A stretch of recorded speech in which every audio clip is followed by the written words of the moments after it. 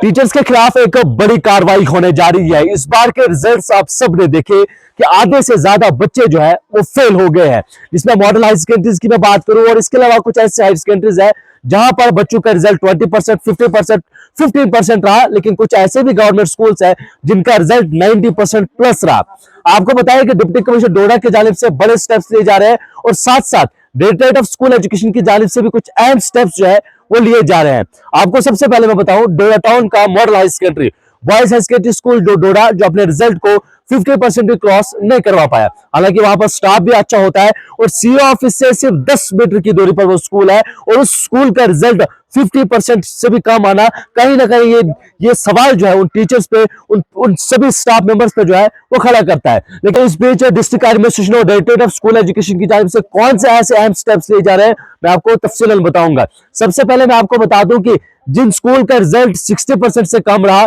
Directorate of school education की जानिब से उन सभी टीचर्स, उन सभी फैकल्टी का जो है उनका इंक्रीमेंट को रोका जाएगा और जिनका रिजल्ट ना के बराबर रहा उनके खिलाफ कार्रवाई भी जो है वो की जाएगी। हालांकि लोगों का ये मानना है कि इंक्रीमेंट रोकना कोई बड़ा स्टेप नहीं है। टीचर्स अपनी परफॉर्मेंस क्यों नहीं दे पाते हैं और टीचर्स की परफॉर्मेंस इतनी कम क्यों रही है, इस पर टीचर्स के खिलाफ जो है वो कार्रवाई होनी चाहिए। लेकिन इस मामले में हमारी डिप्टी कमिश्नर डोडा से बातचीत हुई तो उन्होंने कहा कि जो बच्चे फेल हुए हैं उन बच्चों के लिए हम स्पेशल क्लासेस जो है वो लगाने जा रहे हैं और साथ ही साथ इसमें जो एजुकेशनिस्ट है, जो एक्सपर्ट है शोएब सर, उनके साथ मिलकर जो है इन बच्चों को क्लासेस दी जाएंगी ताकि इन बच्चों से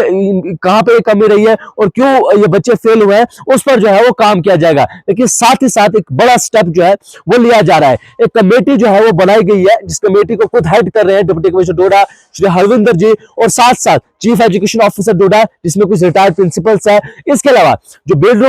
जो हाई सेकेंडरी स्कूल बेलरू के प्रिंसिपल है, क्योंकि गवर्नमेंट स्कूल एक ऐसा गवर्नमेंट स्कूल भी जिनका रिजल्ट 94% रहा, उस स्कूल के प्रिंसिपल को भी इस टीम में रखा गया है। साथ साथ जो शोएब सर है, एजुकेशनिस्ट है, उनको भी इसमें रखा गया है। इसके साथ साथ जो प्राइवेट स्कूल के, जो ग्रीनमोल हाई सेकेंडरी स्कूल डोडा के जो प्रिंसिपल है ओपी चंडेल साहब, उनका रिजल्ट 97% रहा, उनको भी इस टीम में रखा गया है। और इस पूरी टीम जब रिपोर्ट बनेगी देखा जाएगा कि कहां पर कमी रही है, क्यों परफॉर्मेंस कम रही है और उसके बाद इन टीचर्स के खिलाफ भी जो है वो कार्रवाई की जाएगी। लेकिन एक अहम स्टेप है उन बच्चों के लिए, क्योंकि जब ये बच्चे फेलियर का सामना करते हैं तो उसके बाद ये बच्चे अपने घरों में चले जाते हैं और उसके बाद पढ़ाई वगैरह कुछ नहीं होती है, ये बच्चे ऐसे रह जाते हैं, फिर उठाते हैं बोरिया बिस्तरा तो चलते हैं चलो जी लद्दाख काम पर। तो इस सबको लेकर जो है वो डिप्टी कमिश्नर डोडा की जानिब से मेजर स्टेप्स लिए जा रहे हैं कि इन बच्चों को हम कैसे पढ़ाएं, इन बच्चों को हम दोबारा जो है उस एग्जाम में इस एग्जाम को क्वालिफाई कैसे करें, उसके लिए जो है वो इनको तैयार किया जाएगा। और मुबारकबाद दूंगा डिस्ट्रिक्ट एडमिनिस्ट्रेशन को। लेकिन साथ साथ सवाल उन टीचर्स से मेरा रहेगा